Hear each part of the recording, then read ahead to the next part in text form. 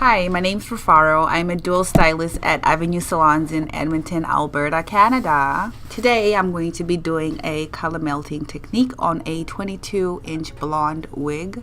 I will be coloring it into a lilac pink color with a shadow root. I will use the Aveda Demi Plus line, and I have 3 formulas that I'm going to be using. I will first do the new growth formula and melt it into the mids and the ends, and lastly I will do the top of the wig with a shadow root. The 3 formulas I have here are 40 grams 0N, 4 grams pure pigment violet, and 40 grams 10 liquid. This is my new growth formula. For the mids and the ends, I am using 30 grams 0N, 10 grams Congress pink, 40 grams 10 liquid, and lastly, the shadow root formula is 40 grams 9N, 6 grams light intense ash, 1 gram pure pigment violet, and 40 grams 10 liquid. So to start off, I put the wig on a canvas blockhead. A canvas blockhead has the shape of an actual woman's head. Next, I'm going to secure the wig in the back of the nape on both sides and above the ear as well as at the top and the middle where the lace meets the wig cap with T-pins. I am then going to section out the wig into 4 quadrants. I am starting to work from the back of the head by taking 1.5-inch subsections. First, I will apply my new growth formula from the new growth up to about 3 inches down. Next, I am using the mids and ends formula to pull the color down from the mids down to the ends. After pulling the color down to the ends, I went back and feathered up to blend the line where the new growth formula and the ends formula started. I then continued to go up with the shape of the head while angling the brush in a V, starting from the outside, going in with the new growth formula and pulling down the mids and the ends formula. I am working 1 quadrant at a time.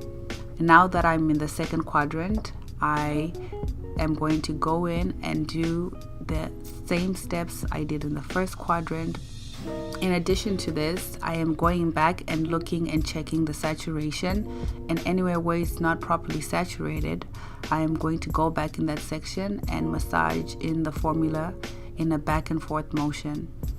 Now that the back section is done, I am now working on the lace closure. With a lace closure, you need to be very careful how you apply the color. Do not put too much color on your brush or else it will soak through the lace and it will dye it. If this happens, you will have to take an extra step of bleaching out the color of the lace.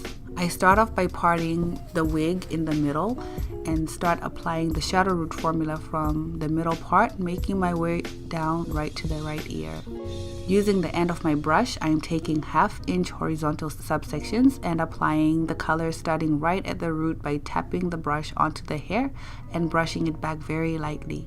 I then drop that subsection and apply color onto the next subsection, then use the end of my brush to open up the next subsection. I'm placing foils to separate each subsection to prevent any color spots.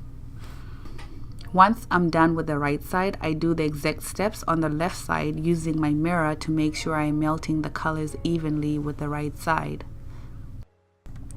The color will process for 20 minutes, and after that I will use the Color Conserve shampoo to preserve the color in the cuticle and Dry Remedy conditioner to add moisture and shine to the hair. The best temperature to use when rinsing a wig is cool to cold water. Hot water will always dry the hair cuticle out. Now that the wig is rinsed, I am going to spray the Aveda Brilliant Damage Control to help protect the hair from heat damage and detangle it.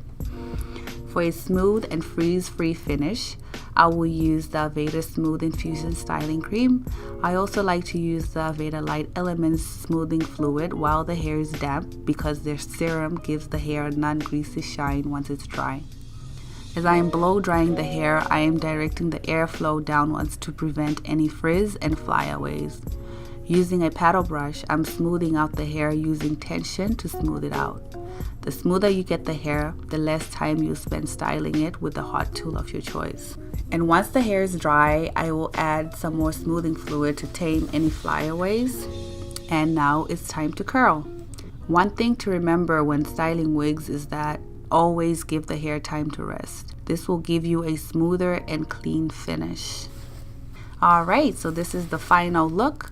I absolutely love how this color turned out, and thank you so much for taking the time to watch this video.